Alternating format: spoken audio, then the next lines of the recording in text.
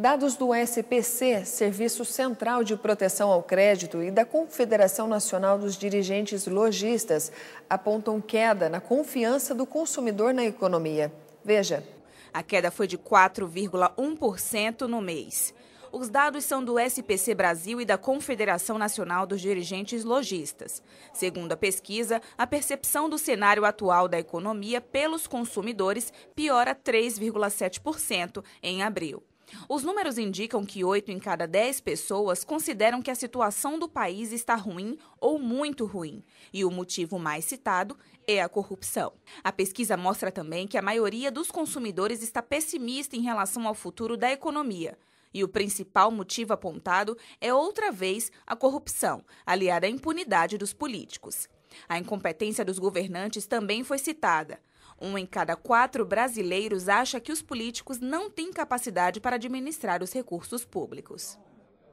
Vamos a outras notícias regionais no plantão da redação.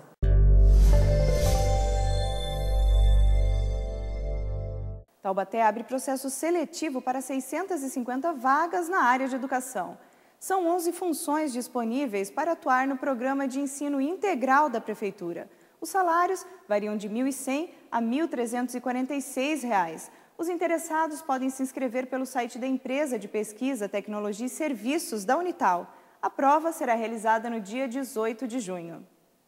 Criminosos explodem caixa eletrônico em Igaratá e fogem com o dinheiro. Ninguém foi preso. O local tem câmeras de vigilância que devem ajudar na investigação da Polícia Civil. Até o fechamento dessa edição, o valor levado pelos criminosos ainda não havia sido informado. Fique agora com a previsão do tempo. Em Jacareí, mínima 12, máxima 23. Guaratinguetá, mínima 19, máxima 25. São Sebastião, mínima 20, máxima 23. E em Campos do Jordão, a mínima será de 12 graus e a máxima 18. Vamos à última parte da entrevista de hoje. Estamos falando sobre a participação da Força Aérea Brasileira na Segunda Guerra Mundial. E o Major Edmar Guimarães está nos contando aqui coisas importantes que o povo precisa saber. Porque os militares da aeronáutica foram numa cota de muito sacrifício. Primeiro, porque não tinham a instrução adequada para a guerra. Segundo, porque os aviões não eram nossos e eram antigos, eram praticamente superados. Quer dizer, entregaram para a gente um sucatão para a gente enfrentar lá os alemães e os italianos num campo completamente diferente do nosso, né, Major? Agora, o pessoal costuma pichar a participação do Brasil na Segunda Guerra, menospreza os nossos militares, né? Teve um filme aí do Silvio Beck que é um horror, daí porque a nossa preocupação de estar sempre restaurando a história. E eu penso que foi um ato heróico mandar o pessoal para lá nessa situação, depois de fazer um treinamento rapidinho lá no Panamá. Vamos lá para... Infelizmente, né, a gente às vezes... Senta a pua. A gente ouve opiniões que não são embasadas em conhecimento dos fatos, estudo dos fatos, né? À época, a nossa aviação ela era muito incipiente. Nós não tínhamos nem aviões de combate. E os nossos aviões, os aviões que existiam no Brasil eram de décadas passadas. Então, a nossa tecnologia era muito atrasada. E à época, não só a nossa Força Aérea, como também os pracinhas, porque nós não tínhamos preparo. Nós íamos para um local onde o clima era diferente, o relevo era diferente, a língua era outra, e basicamente o presidente dos Estados Unidos não queria a participação do brasileiro por conta dessa falta de profissionalismo. Mas ninguém vê que nós pegamos, vamos dizer assim, peões semi-analfabetos e transformamos em combatentes, em aviadores. Nós temos imagem do general MacArthur, né? Reconhecendo a bravura do soldado brasileiro, depois dele mesmo ter falado, não, vou pegar essa turma aí e tal. Temos imagem e fala dele, né? Considerei bem o assunto, pois sabia das complicações, os problemas, a diferença de línguas, o treino. Eles não estavam acostumados ao frio que iriam enfrentar. Mas julguei mais importante firmar a nossa amizade com o Brasil e disse sim, eu teria teria muito prazer em servir com eles. Diz que o soldado brasileiro conferia o tiro. Depois que atirava, ia lá com a faca e fazia assim. Os alemães tinham pavor de brasileiro na guerra. Fazendo assim, né, um breve histórico, né? O grupo de caça, falando especificamente do grupo de caça, quando foi designado, foi criado, na verdade, para o combate, o pessoal saiu daqui e foi para a Flórida para ser apresentado ao P-40 na época, que era um avião moderno, só que já era obsoleto. Ele era moderno para os padrões do Brasil, mas na guerra o pessoal já estava empregando o P-47, né? Então, um grupo de, se não me engano, 12 pilotos e 12 mecânicos foram para a Flórida para serem apresentados ao avião, para conhecer procedimentos e tal, e depois eles foram para o Panamá para fazer realmente a preparação para o combate em si. Então, eles fizeram ali um curso muito rápido, né? Não era a preparação ideal para a guerra, mas já em Água Doce eles já começaram a mostrar, né, sinais de que realmente nós éramos um povo diferente, né? Além da participação em terra, mar e ar, né, na Itália e também defendendo aqui o nosso território, defendendo as nossas águas, né, o Brasil teve participação importante.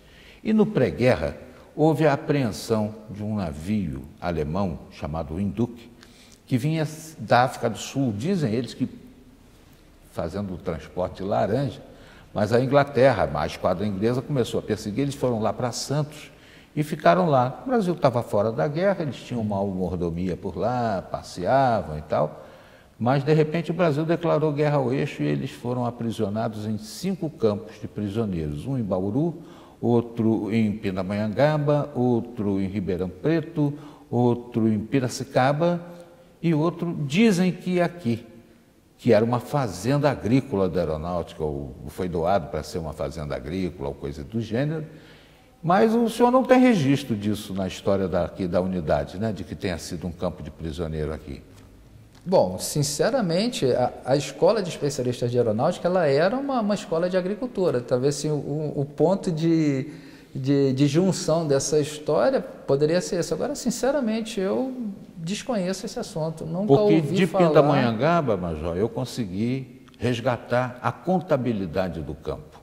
Inclusive, nós vamos mostrar agora a imagem dessa contabilidade que está lá gravada, com o que gastava e tal. E o pessoal lá casou em Pinda, né? Tem herdeiros dos alemães que tinham uma vida boa por lá. Agora, aqui, no campo de Guará, tem um depoimento de um cidadão que ele diz que aqui a vida não era mansa, não, que tinha que pegar na enxada cedo. Eles iam para fazer lá o trabalhinho e tal. Lá em Pinda a turma passeava bastante. Sim. Isso tem uma conexão com o que o senhor está falando, que foi uma fazenda, uma escola de agricultura. Pode ser que tenha havido esse campo de concentração, mas não tinha nenhum campo de concentração. Assim, um campo para guarda de prisioneiros, porque eu nunca ouvi falar, eu desconheço completamente esse assunto, sinceramente. Tem até um livro do jornalista Camões Filho, lá de Taubaté, em que ele narra esses 5 campos que eu falei, e até se coloca que os outros foram desativados, prevalecendo o de Pinda e o de Guará. Sinceramente, desconheço esse assunto. Aqui inclusive, assim, nós não temos... Não tem nenhum documento, né? Não, que eu saiba, não. Que eu saiba... A narrativa é do Hurst Judes, que veio para aqui com 19 anos, estava a bordo desse navio Induc, lá em Santos, e ficou até hoje, mora no Brasil, está com 87 anos, é dono de uma chácara no interior de São Paulo, e de vez em quando aparece no noticiário, inclusive essa entrevista que eu estou me reportando, saiu na revista Super Interessante, né? Mas, tirante esse episódio que a gente também veio conferir e a escola não tem registro desse momento, dessa situação, a participação da Força Aérea Brasileira merece todo o nosso aplauso, Major, pelo pioneirismo, pela coragem, pela bravura. E o depoimento do Coronel Rui é tão pungente, hoje seria brigadeiro, né? Não, ele foi a brigadeiro mesmo. Foi a brigadeiro, mas o depoimento dele foi ainda como coronel. Como ele conseguiu calar com um avião já estrupiado, ele conseguiu estourar um trem, explodiu o trem isso foi um feito para quem não era tão adestrado assim, né?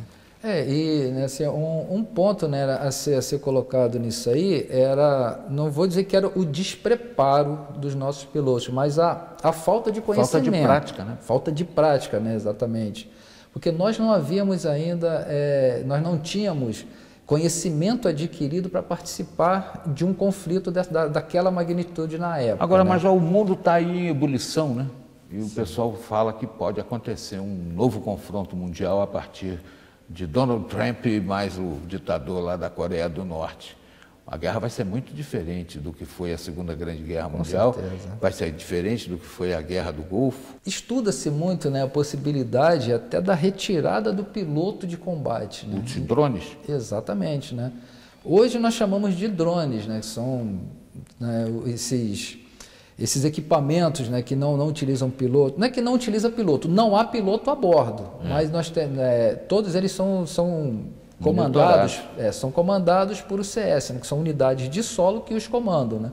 E nós não temos acesso a essa tecnologia, mas ela está muito desenvolvida. O americano ele tem aeronaves não tripuladas que decolam da costa oeste, fazem ataque no Golfo Pérsico, no Oriente Médio. Tem esses e mísseis, pousam, né? Esses mísseis inteligentes que não sim, erram o alvo, né? Tomahawk, né? Coisa do gênero. Sim.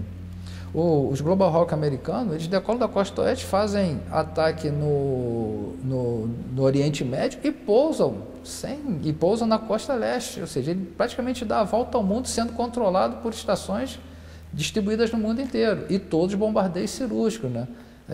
Não existe o caso de eles atacarem um hospital dizendo que é um campo de guerrilheiros. Né? O que acontece, às vezes, pode acontecer de ser atacado um hospital, uma escola, mas não que eles não saibam que aquilo ali há uma concentração de guerrilheiros, de combatentes. Né? Então, hoje, tudo é muito bem controlado e as imagens que esses equipamentos geram, elas são de alta definição. Então, é uma coisa assim, muito bem controlada. E daqui a algum tempo, eu acredito que todos os combates aéreos vão ser, inclusive, por aeronaves não tripuladas. Que é uma questão da gente proteger o homem, né? Proteger o combatente. Coloca a máquina para combater e a tropa realmente fica à retaguarda. Né? Major Edmar Guimarães, nós viemos aqui para conversar com o senhor a respeito da participação da aeronáutica na Segunda Guerra Mundial. O pessoal fala muito na Marinha, no Exército, mas na aeronáutica fala-se pouco. Nós perdemos aí pelo menos uns 8, 9 homens da aeronáutica nesses combates. O pessoal partiu sem grande prática, sem grande experiência, no heroísmo mesmo, na fibra de herói, né?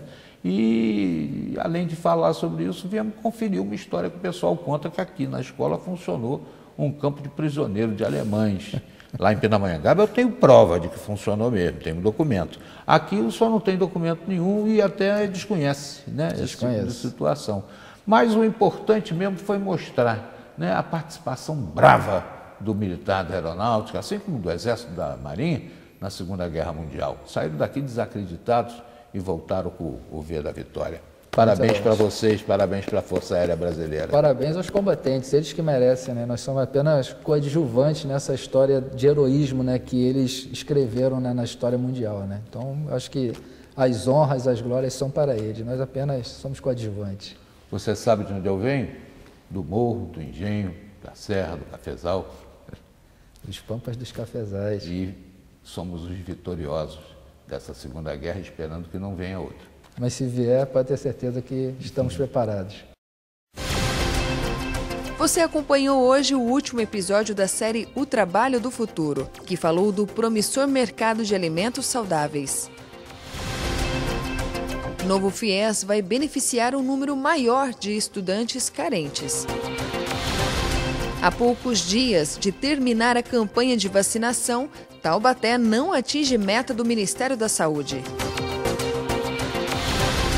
Simulador adquirido pelo Cavex em Taubaté ajuda na instrução dos militares.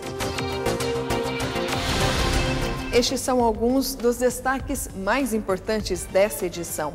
Você pode rever todas as nossas reportagens em nosso portal, repórtersetorial.com. Acesse, compartilhe. Visite também nossa página no Facebook, no Instagram e no nosso canal no YouTube. Temos o encontro marcado de segunda a sexta ao meio-dia e aos sábados e domingos às 11 da noite. E lembre-se, a boa notícia é: quando Jesus voltar, todo olho verá. Até a próxima!